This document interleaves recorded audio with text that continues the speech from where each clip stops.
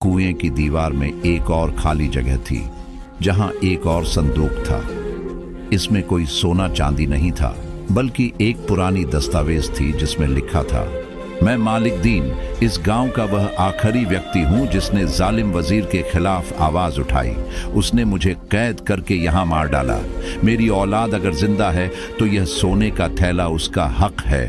फकीर मोहम्मद ने इमाम साहब की मदद से पता लगाया कि मालिक दीन की 5वीं पीढ़ी में एक विधवा आयशा और उसका विकलांग बेटा इस शहर में रहते हैं। वह तुरंत उनके पास पहुंचा। जब आयशा ने अपने पूर्वजों का नाम सुना तो रो पड़ी। हम मुफलिस हैं मगर कभी किसी से मांगे नहीं। फकीर मोहम्मद ने पूरा थैला उनके हवाले कर दिया।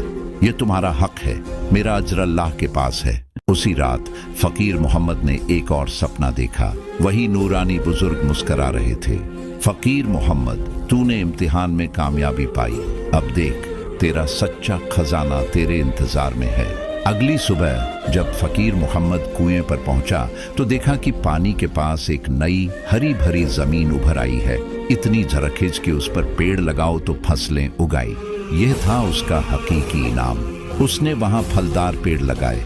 उसकी बेटियों ने फलों की व्यापार शुरू की।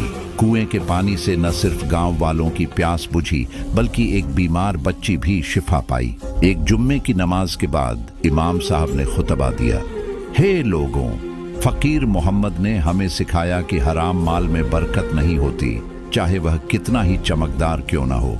उसने दूसरों का हक अदा किया तो अल्लाह ने उसे ऐसा खजाना दिया जो हमेशा रहेगा। अल्लाह की रजा, लोगों की दुआएं और अपनी मेहनत का पाक रोजी। फकीर मोहम्मद अपनी बेटियों के साथ बैठा यह सब सुन रहा था। फातिमा ने उसका हाथ थामा।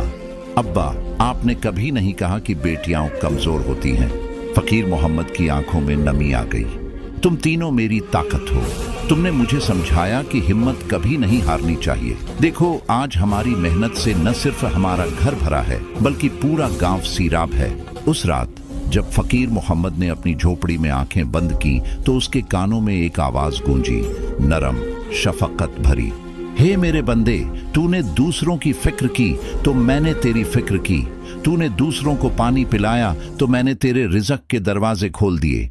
अब तेरी औलाद तेरी उम्र तक इस बरकत से फैज़ याफ़ होगी, क्योंकि सच्चा ईमान वही है जो मुसीबत में भी इंसाफ करे और खुशहाली में भी शुक्रगुजारी। और यूं एक गरीब लकड़हारे फकीर मोहम्मद की ईमान, हिम्मत और इसार की दास्तान पूरे इलाके में फैल गई।